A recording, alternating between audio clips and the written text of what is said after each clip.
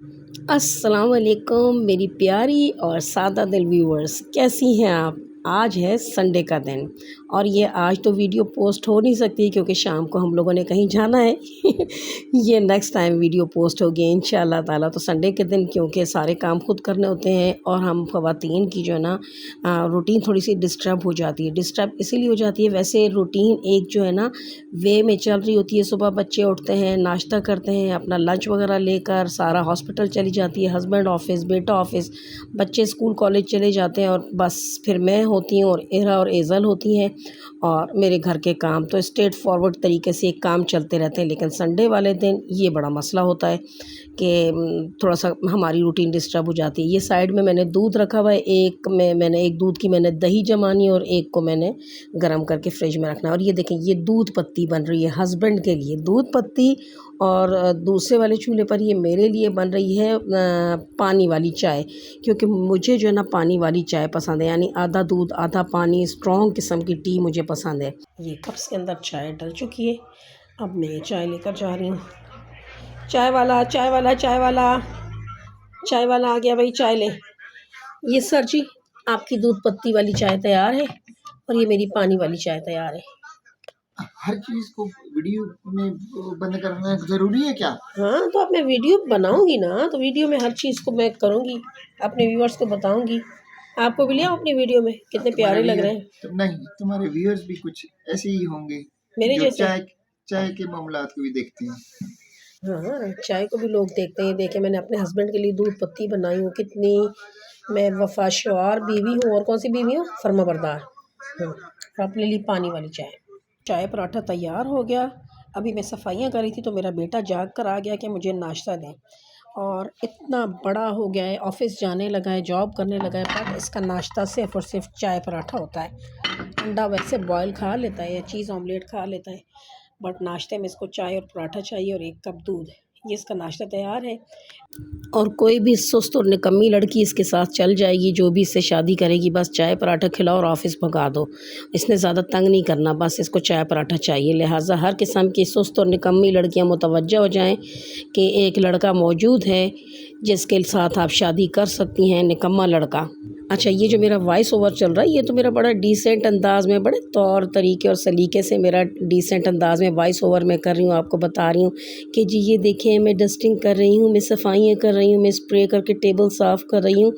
तो ऐसा कुछ नहीं है, साथ साथ में बच्चों को मुस्तकिल डांट रही हूँ, एहतिशाम से कह रही हूँ ये देखें, ये एहतिशाम के कपड़े मैंने उठाए और पटक कर मैंने चेयर के ऊपर रखे और मैंने एहतिशाम से कहा कि ये कपड़े ले जाओ, इनको अल्ट्रेशन करवानी है। दूसरा दिन इधर टंगे हुए। एहतिशाम को जब डांट पड़ गई तब भी मुझे सुकून नहीं मिला। उसके बाद मैंने ईमान जमल को डांटा कि वो जो मूढ़े के ऊपर कपड़े रखे हुए थे, दूसरा दिन है, उनको अब प्रेस करना है, आज संडे का दिन है, ये सारे कपड़े प्रेस करो।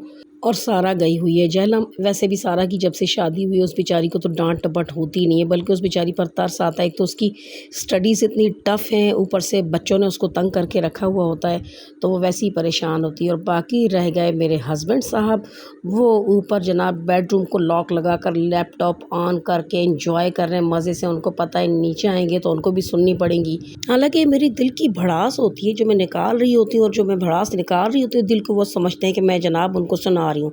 एनीवेज रहने दो, वो ऊपर डोर लॉक करके बैठे हुए तो बैठे रहे, मैं नीचे अपनी सफाइयाँ रिलैक्स होकर कर रही हूँ। ये देखें, मज़े मज़े में घर की सफाइयाँ भी हो गई, बच्चों को नाश्ता भी करवा दिया, किचन भी साफ़ हो गया, और अब दोपहर के खाने का टाइम हो गया। ये चिकन रखा हुआ है। आज मेरा दिल था कि चिकन आलू का पतला पतला शोरबे वाला सालन हो और साथ या तो मसाले वाले राइस हों या फिर बॉयल राइस हों, और वो शोरबे वाला सालन चावलों के ऊपर डालकर खाया जाए। इतना मज़े का लगता है कि कोई हद नहीं। लेकिन बच्चों ने कहा कि बिरयानी होनी चाहिए, तो फिर ज़ाहिर है जिस घर में बच्चे हों तो फिर बच्चों की ज़्यादा सुनी जाती है। हम माएँ स्पेशली जो ना खुद कुर्बानी दे देती हैं और बच्चों की सुनती हैं। सो बस अब बिरयानी बनाने की तैयारी हो रही है। ये कुकिंग ऑयल ले लिया, 1 किलो चावलों के लिए मैंने 1 पाव कुकिंग ऑयल लिया। अगर आपके पास चावल 1 किलो है, चिकन 1 किलो है, तो आलू अपने अंदाजे से आधा किलो ले लें। और लेकिन कुकिंग ऑयल 1 किलो चावल और 1 किलो चिकन में 1 पाव डलेगा।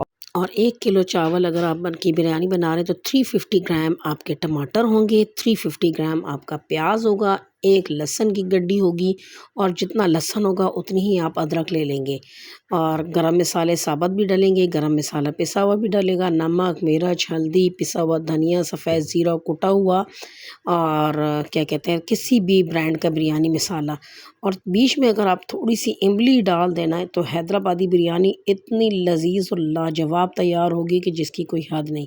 अच्छा ये देखिए मैंने चिकन को कट्स वगैरह लगा दिए, चिकन के लेग पीस के ऊपर। लेग पीस के ऊपर अगर आप कट्स लगा देना तो अंदर तक मसाला रच बस जाता है।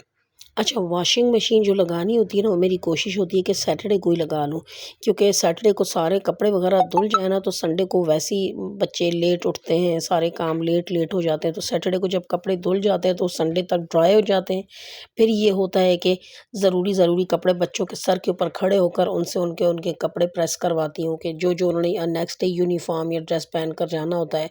तो जब तक बच्चों के सर पे खड़े होकर प्रेस ना करवाओ तो बच्चे सुस्त होते रहते हैं कि अम्मा प्रेस कर देंगी, जबकि अम्मा जो है ना उनकी बहुत कम प्रेस करती हैं। कभी-कभी उनको प्रेस कर देती हूँ, कभी मुझे उन पर तरस आ जाता है तो फिर मैं प्रेस करती हूँ, अदरवाइज़ उन्हीं से करवाती हूँ और बकौल उनके बड़ी ज़ालिम किस्म की अम्मा हूँ कि संडे वाले दिन भी उनसे काम करवा रही हूँ। अच्छा बिरयानी में ना मैं थोड़ा-सा केवड़ा एसेंस डालती हूँ। बिरयानी एसेंस नहीं डालती, बिरयानी एसेंस डालने की वजह से ना मुझे बिरयानी बहुत हैवी लगती है और केवड़ा एसेंस भी हाफ़ टी स्पून से भी बहुत कम डालती हूँ, बस थोड़ा-सा और थोड़ी-सी इमली डालती हूँ। इमली की वजह से हैदराबादी बिरयानी का जो टेस्ट है ना बहुत ज़बरदस्त हो जाता है।